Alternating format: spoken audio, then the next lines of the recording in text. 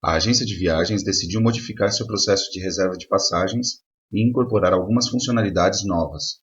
Solicitaram que um cliente da agência possa fazer sua própria reserva através do site. O cliente deverá estar logado no site e fornecer os dados da reserva: data, aeroporto de origem, aeroporto de destino, quantidade de pessoas e etc., com os quais o sistema criará uma reserva, iniciará o processo Flight Ticket Reservation e marcará a reserva Ticket Reservation como completa. Como o passageiro já é cliente da empresa, cumprida a tarefa Ticket Reservation, a tarefa seguinte é a primeira tarefa do subprocesso Validate Reservation, Contact Airlines, uma tarefa multi-instanciada. O sistema deverá avisar por e-mail a cada uma das pessoas que podem entrar em contato com as companhias aéreas que as instâncias da tarefa Contact Airlines estão disponíveis para serem executadas. Por fim, substituir o tipo de tarefa que notificava ao cliente de que a reserva foi autorizada para que o aviso seja pessoal. Comecemos pela reserva por parte do cliente no site. Para isso, vamos utilizar um web panel chamado Travel Agency. Esse web panel tem variáveis na tela por meio das quais o usuário vai inserir os dados da reserva e um botão de confirmar. Por razões de simplicidade para a demo, assumiremos que o cliente que insere é o cliente 1 e que ele já está logado, motivo pelo qual não incluiremos os controles de login. Se formos ao evento Start, veremos o código para simular isso. Ao pressionar o botão Confirmar, o evento Enter, que realiza várias tarefas, é executado. Primeiramente, o método New Reservation é invocado para criar uma reserva no banco de dados. Depois, utilizando tipos de dados de Workflow, começa o processo Flight Ticket Reservation, e a tarefa Ticket Reservation é marcada como completa.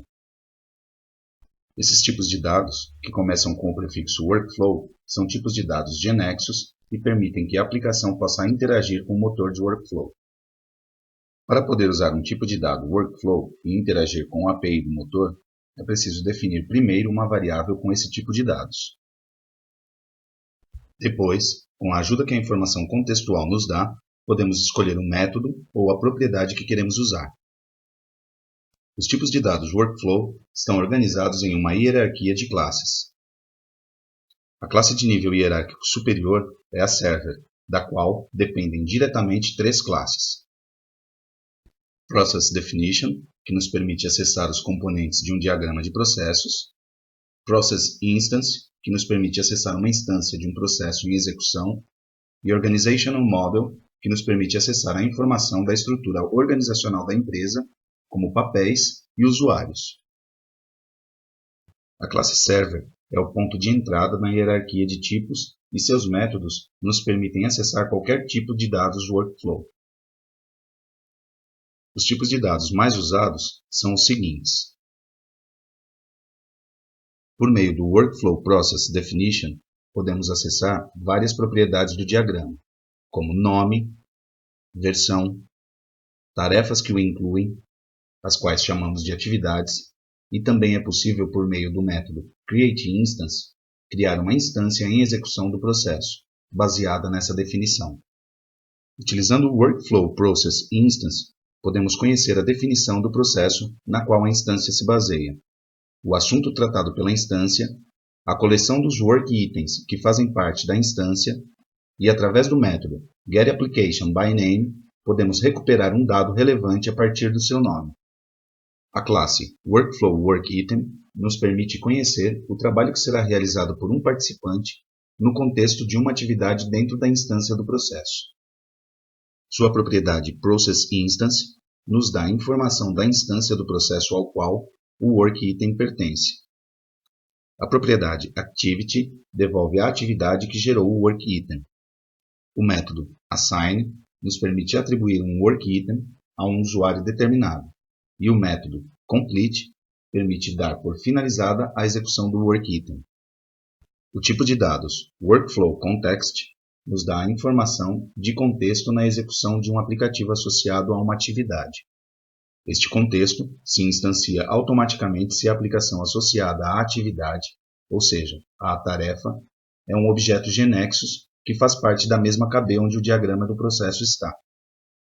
Essa instanciação automática do contexto nos permite conhecer os valores da definição do processo, a instância do processo e do work item associado à atividade. Por último, o tipo de dados Workflow Application Data é o tipo de dado que usamos quando queremos trabalhar com dados relevantes. Por exemplo, quando armazenamos um dado relevante que obtemos através do método getApplicationDataByName. Voltando ao evento do WebPanel que invoca o processo Flight Ticket Reservation, vemos que temos definida uma variável WorkflowServer, do tipo WorkflowServer.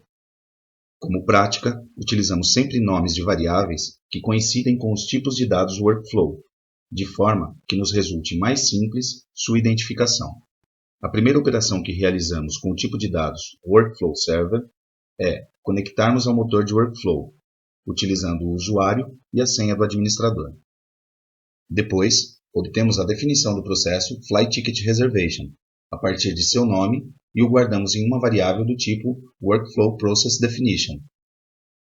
Assim que tivermos a definição, criamos uma instância desse processo utilizando o método createInstance. Depois, mudamos seu assunto para poder reconhecer o processo rapidamente na caixa de entrada.